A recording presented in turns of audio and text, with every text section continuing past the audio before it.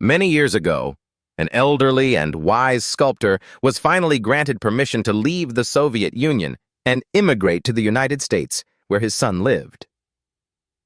At Moscow airport, a customs officer inspected his luggage and found a bust of Lenin.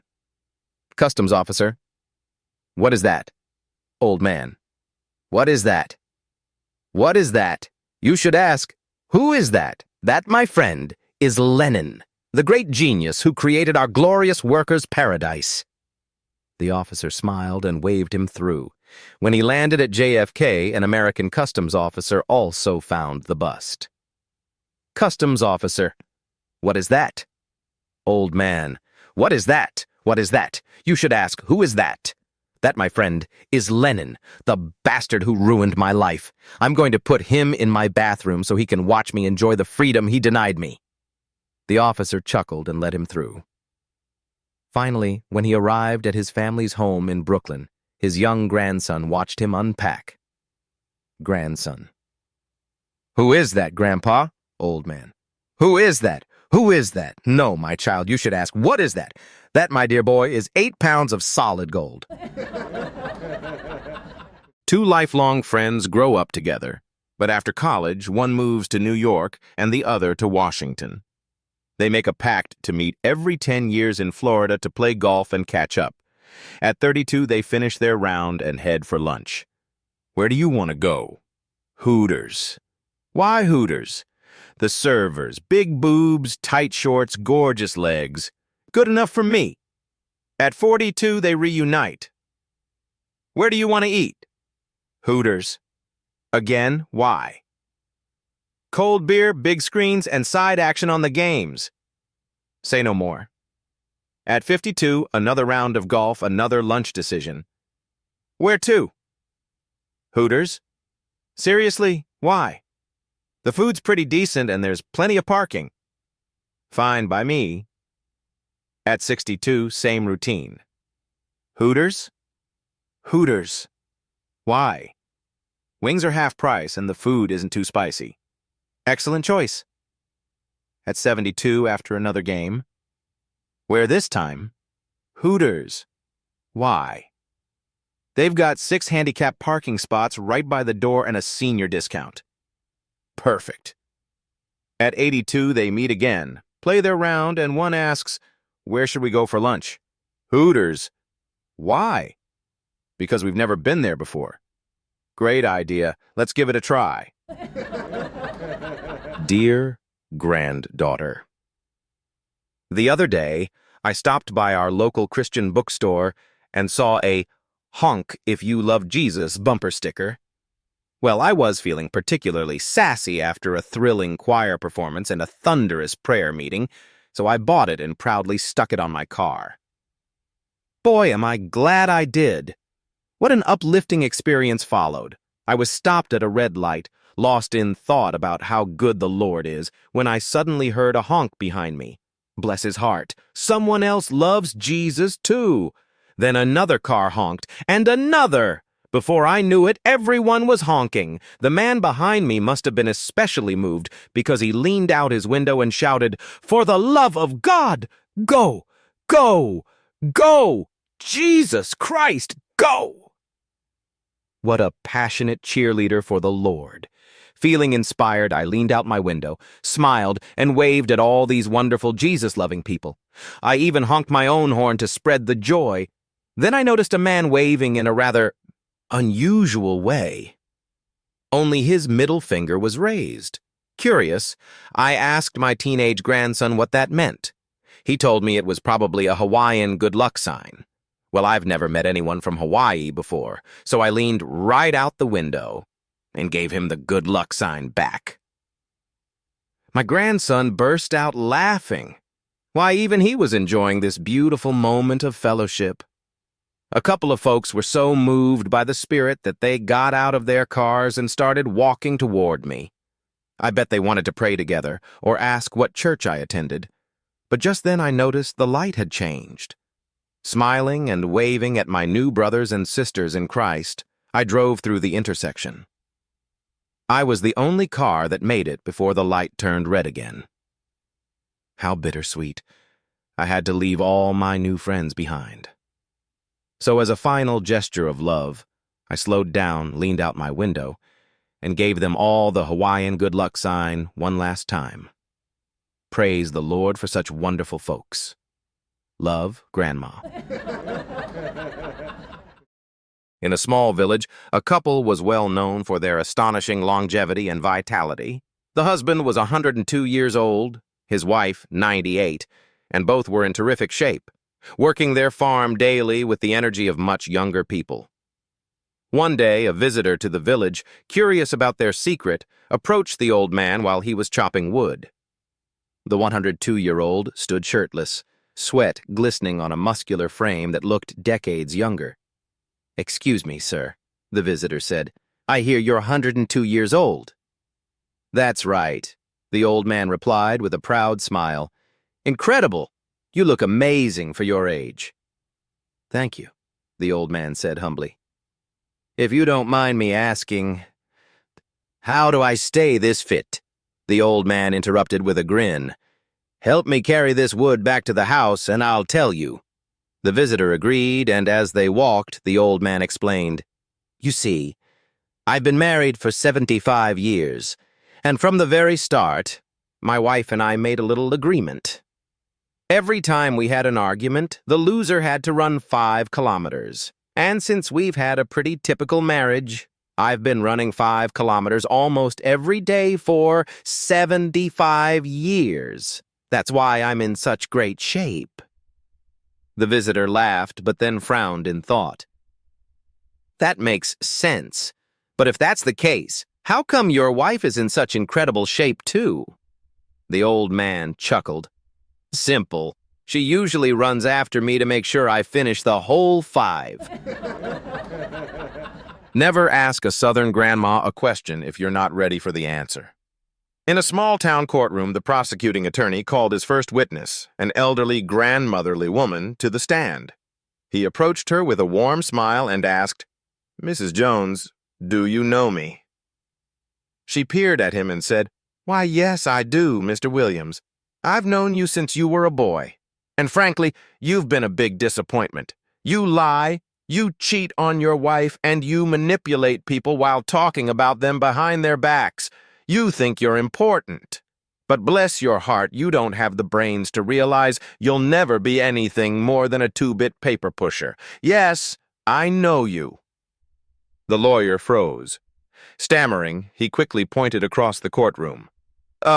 Mrs. Jones, do you know the defense attorney?" She turned her sharp gaze toward the other lawyer and said, "Why, yes, I do. I've known Mr. Bradley since he was a boy, too. He's lazy, bigoted, and drinks like a fish. He can't hold a normal relationship, and his law practice is the worst in the state. Oh, and let's not forget, he cheated on his wife with 3 different women. One of them was your wife." The defense attorney nearly fainted. The judge rubbed his temples, sighed, and motioned for both lawyers to approach the bench. Leaning in, he muttered, "If either of you morons asks her if she knows me, I swear to God I'll send you both to the electric chair." A long time ago, a wealthy man had an affair with an Italian woman. One night, during one of their secret rendezvous, she tearfully confessed, "I'm pregnant." Not wanting to ruin his reputation or his marriage, he quickly came up with a plan. He offered her a large sum of money to go to Italy and have the baby there. He promised to send child support until the child turned 18, as long as she stayed in Italy. She agreed, but asked, "How will you know when the baby is born?" To keep things discreet, he said, "Just mail me a postcard and write spaghetti on the back. I'll take care of the rest." 9 months later, the man came home to find his wife holding a postcard, looking very confused. "Honey," she said, "you got a very strange piece of mail today." "Oh, just give it to me, and I'll explain later," he said casually, but as he read the card, his face went pale, and then he collapsed onto the floor. Panicked, his wife picked up the postcard and read it aloud. "Spaghetti, spaghetti, spaghetti. 2 with meatballs, 1 without." After years of dating, Linda finally tied the knot with her longtime boyfriend, Roy. One evening, just after their honeymoon, Linda was busy organizing her law books when Roy, watching her in silence, finally spoke up. "Linda, I've been thinking. Now that we're married, maybe it's time you quit lawyering. You spend so much time in the courtroom. You could probably sell those books for a good price." Linda froze, her eyes widening in horror. Roy panicked. "Darling, what's wrong?" Linda slowly turned to him. "For a second there, you sounded just like my ex-husband." Roy's jaw dropped. "Ex-husband? I didn't know you were married before." "I wasn't." A priest and a nun are traveling to a faraway monastery when their car breaks down in the middle of nowhere during a raging blizzard. Freezing and desperate, they spot a deserted cabin and take shelter. Inside, they find a bed, a sleeping bag, and a pile of blankets. Being a gentleman, the priest offers the nun the bed while he takes the sleeping bag. As they settle in for the night, the nun calls out, "Father, Father, I'm cold!" So the priest gets up, grabs another blanket, and tucks it around her. "Is that better, sister?" "Yes, Father, much better." He climbs back into his sleeping bag and starts to drift off, when once again she calls out, "Father, I'm still so cold." Sighing, he gets up again, adds another blanket, and tucks her in snugly. "Is that better, sister?" "Oh, yes, Father, that's much better." The priest settles back down, exhausted, but just as he's drifting into a dream, he hears, "Father, Father, I'm still freezing." This time, he pauses, deep in thought. Finally, he says, "Sister, we are alone, in the middle of nowhere, in a blizzard. No one but you, me, and the Lord himself will ever know what happens here tonight. Just for this one night, why don't we act as if we were married?" The nun hesitates, then finally whispers, "Okay, Father. Just for tonight we will act as though we are married." The priest sits up, leans over, and says, "Good. Now get up and get your own darn blanket." I had lunch with two of my unmarried friends. One is engaged, the other is a mistress, while I, the third, have been married for over 20 years. We got to chatting about relationships and decided to spice things up by surprising our men. The plan? Greet them at the door wearing a black bra, stilettos, and a mask over our eyes. A few days later, we met again to share our experiences. My engaged friend went first. The other night when my fiancé came over, I greeted him in a black leather bodice, tall stilettos, and a mask. He gasped and said, "You are the woman of my dreams. I love you." Then we made passionate love all night. The mistress nodded eagerly. "Same here. I met my lover at his office wearing only a black bra, heels, and a mask under my raincoat. The moment I opened it, he didn't say a word. He just started trembling, and we had the wildest night ever." Then it was my turn. Well, when my husband came home, I was standing there in my black bra, stockings, stilettos, and mask. "And?" they asked. He took one look at me and said, "What's for dinner, Zorro?" A newlywed couple had been married for just 2 weeks. The husband, though deeply in love, was itching to go out and party with his old buddies. So he casually said to his new wife, "Honey, I'll be right back." "Where are you going, Coochie-Coo?" she asked sweetly. "Just to the bar, pretty face. Gonna have a beer." Her eyes sparkled as she said, "Oh, you want a beer, my love?" With that, she opened the fridge, revealing 25 different brands from 12 different countries: Germany, Holland, Japan, India. She had them all. The husband gulped. Yeah, lollipop. But at the bar, you know, they have frozen glasses." Before he could finish, she whipped open the freezer and pulled out a beer mug so frosty she was shivering just holding it. You want frozen glass, puppy face? She purred. Now sweating, the husband stammered, Yeah, but at the bar, they have those, amazing hors d'oeuvres. Without missing a beat, she opened the oven and pulled out 5 trays. Chicken wings, pigs in blankets, mushroom caps, pork strips, you name it. Desperate, he tried one last time. But, my sweet honey, at the bar, there's swearing, dirty words, and all that.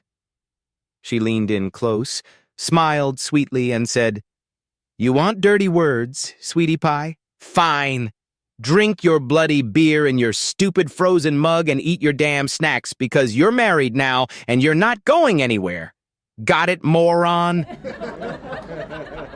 A man walks into a marriage counselor's office, alone. The counselor raises an eyebrow. Sir, marriage counseling usually works best when both partners attend. But since you've already paid for the session, I guess we'll have to improvise. Let's role play. I'll be your wife. The man instantly tenses up, looking nervous. The counselor, now in character, gently asks, Honey, are you unhappy in our marriage? I can't complain about that. Is it the intimacy? No complaints there either. Well, is it the way I treat you? Nope. Definitely can't complain about that. Frustrated, the counselor drops the act. Sir, this isn't getting us anywhere. Why don't you just bring your wife in next time? The man shakes his head. Oh no, that won't work at all. It has to be just you and me. And why is that? He sighs. Because with you, I can complain. Jane was a first-time contestant on the $65,000 quiz show, and luck was on her side. She had taken a commanding lead and won the game, but time ran out before she could answer the final big money question. She agreed to return the next day. On the drive home, Jane was nervous. I've got to win tomorrow. I wish I knew what the question is. I'll be up all night worrying. Relax, honey, her husband Roger reassured her. It'll be fine. 10 minutes after they got home, Roger suddenly grabbed the car keys. Where are you going? Jane asked. Just running a quick errand, he said with a grin. 3 hours later, Roger returned, looking smug. Honey, I got tomorrow's question and the answer, Jane gasped. Really? What is it? The question is, what are the 3 main parts of the male anatomy? And the answer is the head, the heart, and the penis. Jane sighed with relief. That night, she slept like a baby. At 3:30 a.m., however, Roger shook her awake. Quick, what are the 3 main parts of the male anatomy? Half asleep, Jane mumbled, the head, the heart, the and drifted back to sleep. In the morning, as she brushed her teeth, Roger quizzed her again. She answered flawlessly. Later that day, back on the show, the cameras rolled and the host smiled. Jane, for $65,000, what are the 3 main parts of the male anatomy? You have 10 seconds. Jane took a deep breath. The head? Correct. 6 seconds left. The heart? Correct. 4 seconds. Jane hesitated. Oh, darn. My husband drilled it into me last night, and I had it on the tip of my tongue this morning. Close enough, the host shouted. Congratulations, A man and a woman had been married for over 60 years. They had shared everything, no secrets, no lies. Except for one thing. The little old woman kept a shoebox on the top shelf of her closet. She had always told her husband, never open it or ask me about it. For decades, he respected her wishes and never gave it a second thought. But one day, the little old woman fell gravely ill. The doctor said she wouldn't recover. As they sorted through their affairs, the husband finally took the shoebox down and brought it to her bedside. I think it's time I know what's inside, he said gently. She nodded. Yes, you should. He opened the box and found 2 crocheted dolls and a stack of cash totaling $95,000. Completely baffled, he asked, "What's this all about?" His wife smiled weakly. "When we got married, my grandmother told me the secret to a happy marriage. She said that whenever I got angry with you, instead of arguing, I should just sit quietly and crochet a doll." The old man was deeply moved. Tears welled up in his eyes. Only 2 dolls. In 60 years, she had only been upset with him twice. "Oh, honey," he whispered, "that explains the dolls. But what about all this money?" His wife gave him a sweet smile and said, "Oh, that's the money I made from selling all the other dolls." Two 80-year-old pensioners decide to take a trip down memory lane, returning to the very place where they first met. Sitting in a cozy cafe, the little old man leans in and says, "Remember the first time I met you over 50 years ago? We left this cafe, went round the corner behind the gasworks, and I gave you the thrill of your life." The little old lady smiles and replies, "Oh, yes, I remember it well, dear." "Well," the old man grins, "for old time's sake, let's go there again, and I'll do it again." Feeling nostalgic, the two pensioners pay their bill and leave. A young man sitting nearby overhears their conversation and chuckles to himself. "I have to see this," he thinks, and secretly follows them. Sure enough, he watches as the elderly couple make their way behind the old gasworks. The little old lady lifts her dress, the old man drops his trousers, and they go at it with unbelievable energy. Limbs are flying, their movements are a blur, and they don't stop for a solid 10 minutes. The young man is stunned. He's never seen anything like it, not in movies, not from his friends, not from his own experiences. Finally, after an hour of recovery, the pensioners get dressed and prepare to leave. Still in shock, the young man approaches the old man and says, "Sir, in all my life I have never seen anybody make love like that, especially at your age. What's your secret? Could you do that 50 years ago?"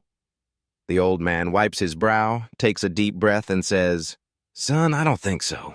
50 years ago, that fence wasn't electrified." One night, a man to his wife. The man, clearly puzzled, leaned closer to his wife and asked, "Hey, how did your breast get so big overnight? And wait, where did your nipples go?" The woman glanced at him and sighed. "Oh, for heaven's sake," she said, shaking her head. "You've been drinking and sucking on the ass again." A couple was arguing on their way to dinner. The fight had been going on for most of the drive when the wife scoffed, "You should be grateful to have me. No sane woman would ever want you." The husband, determined to prove her wrong, decided to test his charm during dinner. As they arrived, the hostess greeted them with a big smile, laughed at his jokes, and even offered to take his coat. Smug, he turned to his wife. "See, she's into me." His wife rolled her eyes. "Don't get too excited. That's just her job. And she's married." "How do you know?" he asked, deflated. "I saw the ring on her finger." A little later, the husband went to the bathroom. On his way back, he accidentally bumped into a woman sitting alone at a nearby table. He apologized, bought her a drink, and chatted for a moment before returning to his wife. "Just so you know, she invited me to sit with her," he said triumphantly. His wife smirked. "Don't get too excited. She's probably half blind." "What? How do you know?" "Because she walked in with a cane." Minutes later, the waitress arrived to take their order, practically gazing at the husband and playfully flirting with him. "There, you see," he said, beaming. "Plenty of normal women are into me." His wife sighed. "Don't be an idiot. She has COVID." "What? How do you know?" "Because if she's interested in you, she clearly has no sense of taste." A woman is in the kitchen, cooking eggs, when her husband suddenly bursts in. The moment he sees the eggs, he gasps in horror. "Be careful! Careful! Put in more butter! Oh my gosh!" Startled by his urgent tone, the wife dashes to the fridge. "You're cooking too many at once. Too many. Turn them. Turn them now." Completely flustered, she rushes back to the stove. "We need butter. Are you crazy? Where's the butter? They're going to stick. Hurry!" Panicking, the wife runs to the fridge again. "Careful with the eggs. Careful! You never listen to me when you're cooking. Never! Turn them quickly. No, not that quickly. Are you insane? Turn the darn eggs!" At this point, the wife is on the verge of tears, overwhelmed and confused. "What is wrong with you? I know how to cook eggs," she cries. The husband grins and calmly replies, "I just wanted to show you what it feels like when I'm driving with you in the car." A traveler visited a small countryside village and stopped by the local bar. Someone asked him, "Are you married?" "Divorced, actually," he replied. "Never could find a woman I didn't end up arguing with all the time." A local grinned and said, "Then you should visit the old couple on the hill outside the village. They've been married for over 60 years and have never had a single fight." "What? That's impossible," the traveler exclaimed. "Everyone argues." But the locals swore it was true. Curious, the traveler hiked up the hill the next morning and knocked on the little cottage door. The old man welcomed him in and offered him tea. After hearing why the traveler had come, the old man smiled knowingly. "It's true, we never fight." "Please," the traveler begged. "What's your secret?" The old man took a sip of tea and nodded. "Well, it all started about 60 years ago, right after the wedding. My wife and I were riding our mule back home when it tripped over a stone in the road. My wife calmly said, 'That's one.' We kept going, and a few minutes later the mule tripped again. Without hesitation, my wife said, 'That's two.' Then, just a little farther down the road, the mule stumbled a third time.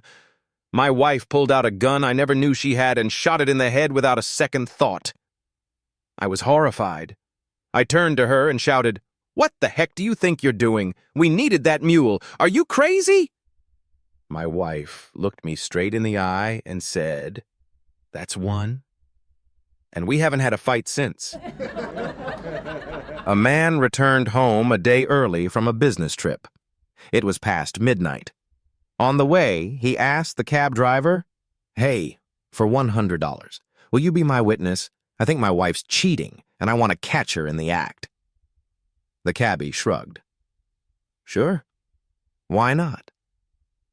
They tiptoed into the bedroom. The husband flipped on the light, yanked back the blanket, and there she was, in bed with another man. Furious, the husband pulled out a gun and aimed it at the naked guy's head. His wife screamed, "Wait! Don't do it! I lied when I said I inherited money. He paid for your Porsche. He paid for our cabin cruiser. He paid for your football season tickets, our house on the lake, your Hawaiian golf vacation, even the country club membership and dues." The husband hesitated, staring in shock. After a long pause, he slowly lowered the gun. Still stunned, he turned to the cabbie and asked, "What would you do?" The cabbie shrugged again. "Me? I'd cover his with that blanket before he catches a cold." Dear Commissioner, my name is Charles Wright, and I live on First Street. I would like to present a rather complicated family situation and seek your guidance. Many years ago, I fell in love and married a widow who had an 18-year-old daughter. Shortly after, my father came to visit and unexpectedly fell in love with my stepdaughter. Eventually, he married her, without my permission, I might add. This created some unique family relationships. My stepdaughter became my stepmother. My father became my son-in-law. My father's wife, who is also my stepdaughter, gave birth to a son. That child is my grandson, since I am married to his mother. But he is also my brother, since he is my father's son. Then things got even more confusing. My wife, the widow, became a grandmother, since she is the mother of my father's wife. Which means I am my wife's grandchild. And then my wife and I had a son. My son is my father's brother-in-law. He is also my uncle. He is my stepmother's brother. And somehow, I have become my own grandfather. Now my question is this. Does my son, who is also my uncle, my father's son-in-law, and my stepmother's brother, qualify for child care benefits? Sincerely, Charles Wright. Charles.